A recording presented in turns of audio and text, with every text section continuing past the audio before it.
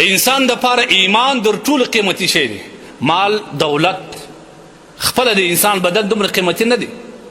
صحیح دی قیمتي خو دی، لیکن دا هغه وخت قیمتي دی چې ته مؤمن مسلمان یې. ایمان ډېر قیمتي شی دی. د دغه ایمان حفاظت کوه، د دې ایمان ساتنه کوه، کوشش کوه چې ستا ایمان کامل وي. او په احادیثو کې ډېر داسې صفات سته که سړی هغه په ځان کې راولي، ډېر داسې اعمال سته که سړی هغه اعمال وکړي، الله جل جلاله د عمل په وجه د ایمان کاملوي، حفاظت کوي. د دې ایمان قیمت به تا ته هلته معلوم سي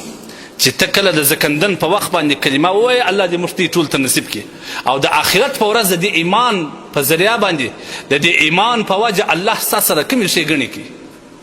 څومره در باندې رحمېږي، کوم انعامات در کوي، بیا به تا ته د دې قدر معلوم سي. نن خو موږ به دا انعام مسلمانان یو، کلمه وایو الحمدلله،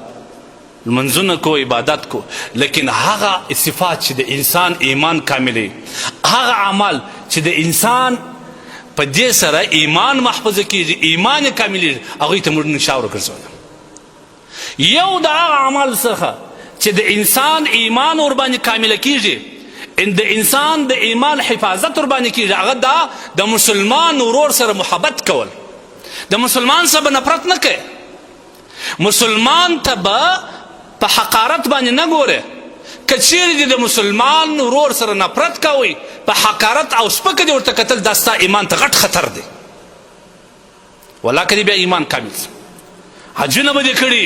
عمرې به دې کړي، تلاوتونه به دې کړي، صدقې و خیراتونه به دې کړي، لیکن په دغه عمل باندې چې تا مسلمان ته په سپکه کتلې وه، مسلمان ته دې د حقارت و سپکاوۍ په نظر کتلې وه، الله تبارک وتعالی ستا ایمان هېڅکله کامله نه کاملي. د مسلمان سره به حسد نه کوي، ځکه حدیث موږ وویل چې حسد د مؤمن مسلمان داسې نیکۍ سوځي، داسې نیکۍ سوځي لکه یو بل سوي خطرناکه اور ته چې وچ بوټي ور واچوي، تسلیم مه ورباندې ګرځي. کله چې ستا په زړه کې د مسلمان سره حسد رالی، بغض رالی، د عمل په وجه هغه ته الله پیسې ورکړي، هغه ته الله ځواني ورکړه، هغه ته الله پاک جل جلاله دولت ورکړي، هغه ته الله زامن ورکړه، هغه موټران پیدا کړه، هغه علم پیدا کړي، هغه درته لوړ سو، بس تا په دغه وجه باندې د سره حسد شروع کړي، بغض دې ورسره شروع کړي. د ده ترقي دې نه غوښته، د ده د هلاکت په سوچ ناست وې، د ده د بربادۍ په سوچ ناست وې، د ده د تباهۍ په فکر کې وې، د هغه دې ګرد ورځ سوچونه ول، د هغه دې د زړه مرام و، د هغه دې تمنا وه. الله به ستا ټول نیک اعمال، که حجونه وي، که عمرې وي، که صدقات وي، که نفلي روژې وي، که نور احسانونه تا کړي، دا به د دغه حسد په وجه الله ټول در سوځي، ختموي. او بل دا که تا مسلمان ته د یو مسلمان په خاطر باندې د ده د جامې په خاطر سرې جامه یې وه،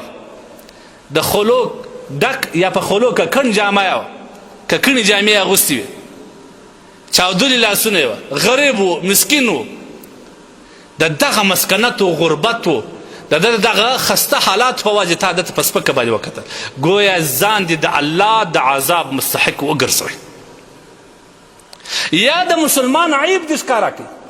دا مسلمان ستا سره وخت تېر کړی، انسان دی، معاشره ده، موږ ته ټول عاجز یو، یا د هغسې یو عمل سوی و چې هغه نه غوښته چې خلک په خبر سي، ته راولاړ سوې، د ده هغه عمل دې رسوا کړي، دا واوره دا دې پر ځان باندې پور کښېښوئ، الله به تا په دنیا او آخرت کې رسوا کوي، الله به تا بېعابه کوي لکه څنګه چې تا دا سړی بېعابه کوي. ځکه الله د بنده سره ډېر محبت لري، مینه لري د مسلمان بنده سره چې هغه خپل رب باندې د خپل رب عبادت کوي، کلمه یې وایي، الله په هغه بنده باندې ډېره خواپته شي. لہذا د مسلمان څخه به نفرت نه کوي، د مسلمان ته به د حقارت و سپکاوي په نظر نه ګورې، په سپک نظر به نه ورته ګورې، د هغه عیبونه به نه تلاشې، کله چې د عیب پکې پیدا کړي رسوا کوې به نه، د الله په خاطر باندې دی، که هره کم وي، که مسکین وي، که غریب وي، که مردارخور وي، که بل عیبونه وکړي، د الله په خاطر چې د خدای بنده دی، مسلمان دی، زمین ورسره لرم، په دغه وجه باندې به الله ستا ایمان کامل او ستا آخرت به الله پاک جل جلاله د آخرت نجات په دې عمل باندې شي. ولو که هغه غریب وي، ولو که هغه مسکین وي، د هغه خسته حالات وي، د هغه جامه کمزورې وي، لیکن د الله تقسیم دی، دا یو چاته به ورکوي، یو چاته به نه ورکوي. ستا در مخه د دنیا د چا سره اوس هغه په کم حالت کې دی، ته په کم حالت کې، څو وخت ما بعده به دغه دنیا به الله ستاسو اخلي که د ناشکري وکړه، هغه ته به ورکوي، بیا به ته د ده په خسته حالاتو کې تا به در ده کمزوري جامې اغوستې ستا حالات به در ده ډېر کمزوري حالات وي